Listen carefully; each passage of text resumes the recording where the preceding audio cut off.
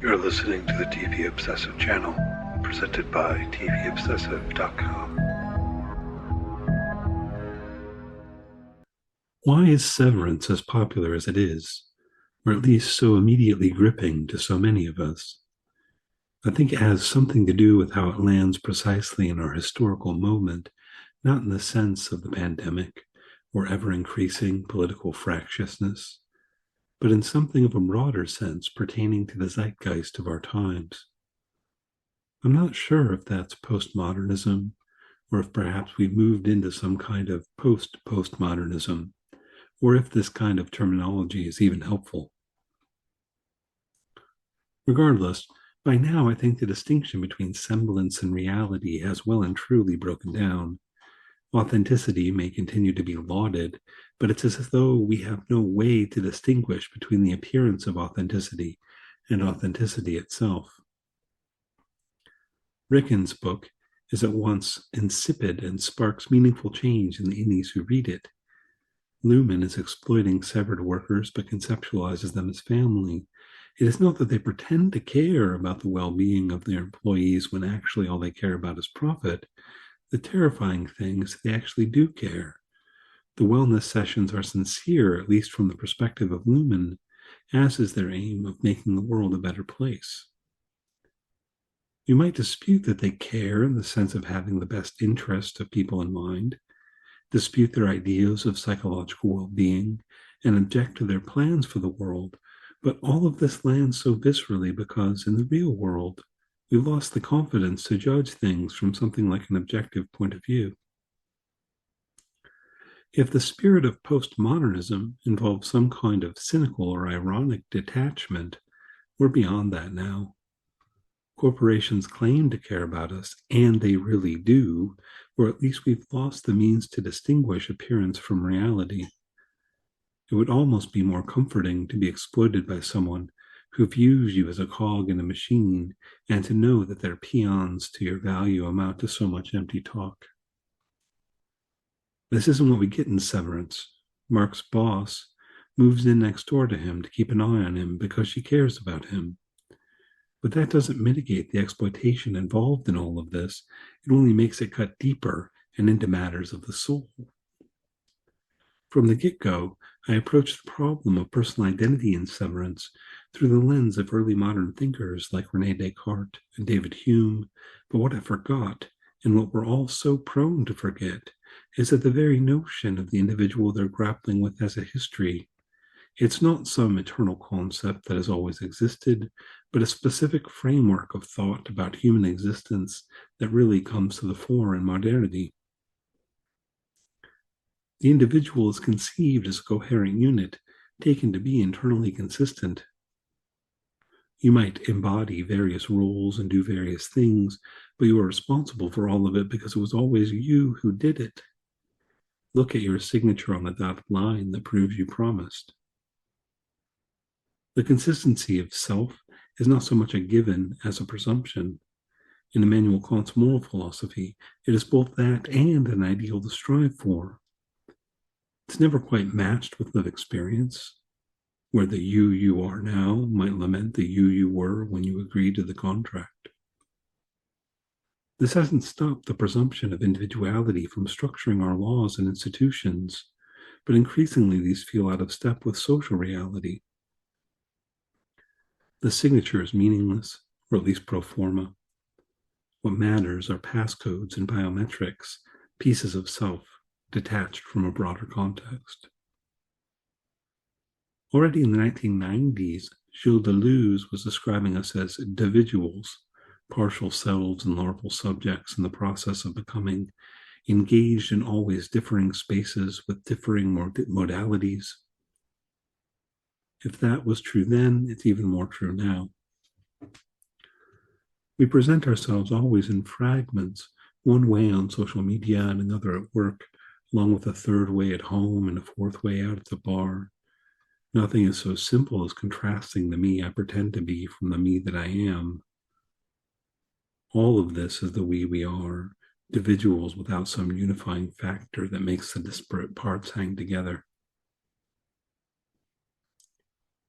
This is potentially terrifying, of course, but in this regard, Severance is not science fiction so much as an incisive portrait of post-postmodern life. There are no grounds for saying that the Audi version of Mark is the real Mark, other than lingering prejudices in our concepts, and Severance makes that all the clearer with Helly, whose innie is a delight, while her Audi evokes disgust.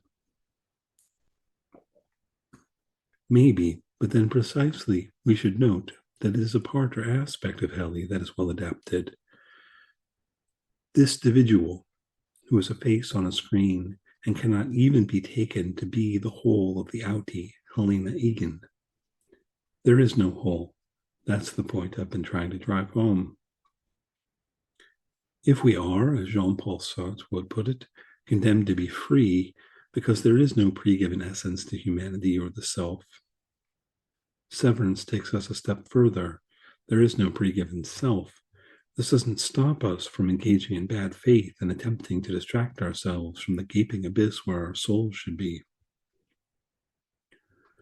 Luhmann's Cult of Keir is an example of this, but it is paralleled by movements in the real world to do things like strip Buddhist meditation of its substantive elements in order to present its form as a supplement to late capitalism. Mindfulness increases productivity. The corporation cares about you and your mental health, and the real horror of this is that they really do, not that they are merely pretending to. Of course, there is a form of control at play, not just in the corporation, but through society at large, and it will not recognize certain desires. But don't you agree that those desires are problematic? Think about Milchik in the break room and the repetition of lines of atonement.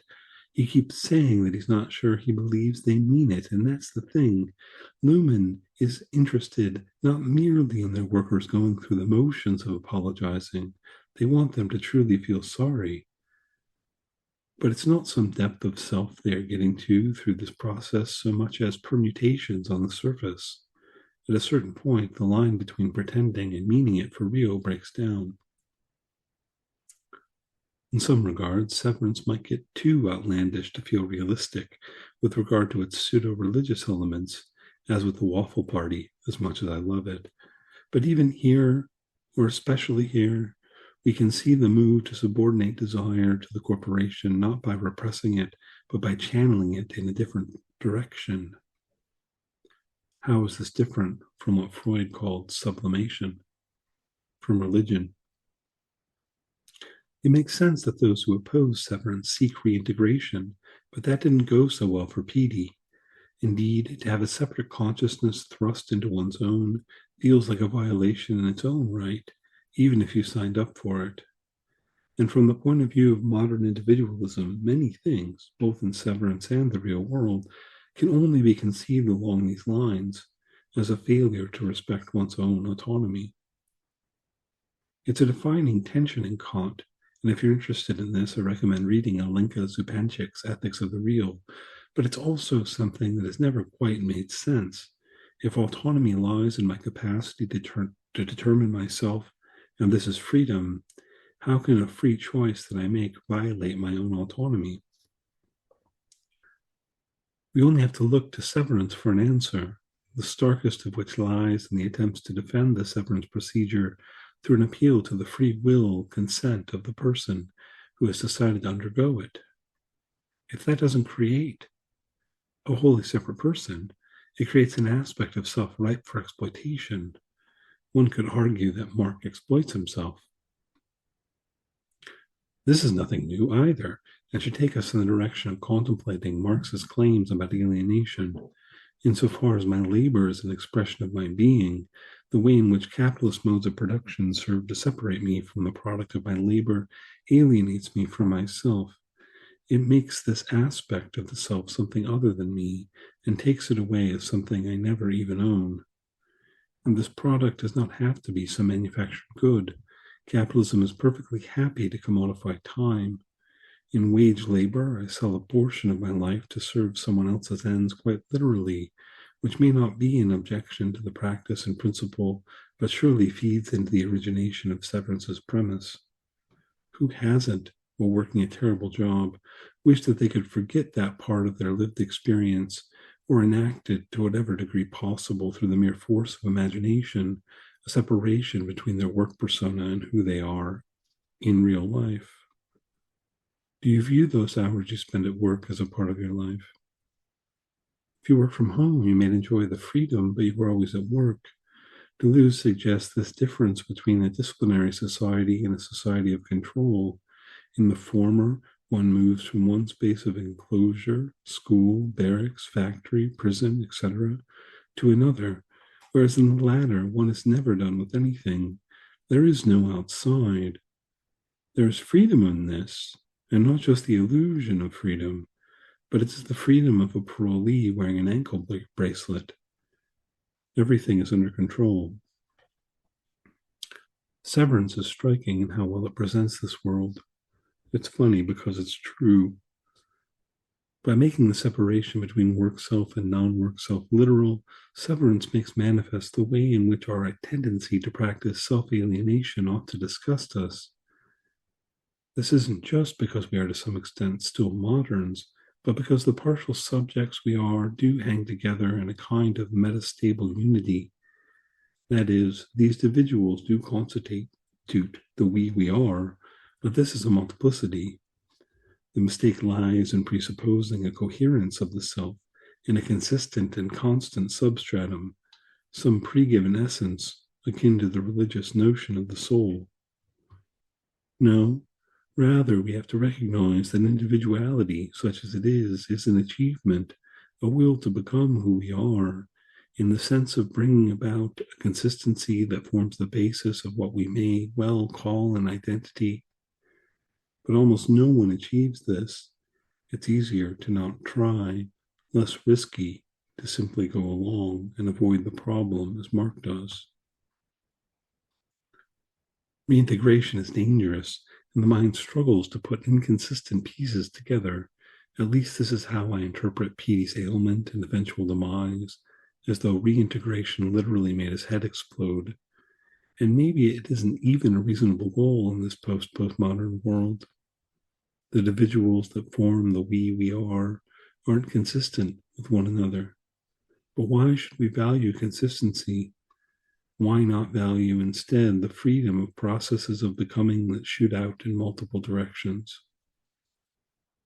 The point is that none of us are integrated selves in the first place. At some level, Severance recognizes this, as in the differences between Miss Coble and Mrs. Svelvig, or the persona Rickon adopts as an author in contrast to how he is in day-to-day life. Nonetheless, the politics of Severance will depend on how it grapples with the question of reintegration. Various things are possible on this front. A restoration of self enacted by technological means that restores a kind of pre-severance normalcy would look like a happy ending, but be rather disappointing. Worse, though, would be if the Audis learned the lesson from the experience, reducing the innies to mechanisms of that growth while erasing their distinct status as persons. Even worse than that would be the narrative assertion of some inexplicable and thus unexplained substantial identity between Inni and Audi, some real essence in contrast to Inni and Audi defined in terms of mere appearance. These options aren't mutually exclusive. It may seem as though I am getting pessimistic about Severance, but I'm actually hopeful in the wake of Season 1 that it will avoid the above pitfalls and remain true to its insight that there precisely is no substantial self beneath these differing personas. Inni and Audi may be appearances, but its appearances all the way down, a postmodern phenomenology of spirit. I can't tell you how Severance should resolve its central problem any more than I can provide the solution to 21st century political life or give you a guidebook on how to live. But perhaps there are possibilities for liberation in embracing our individuality and becoming the we are. And perhaps Severance is on the track of finding them.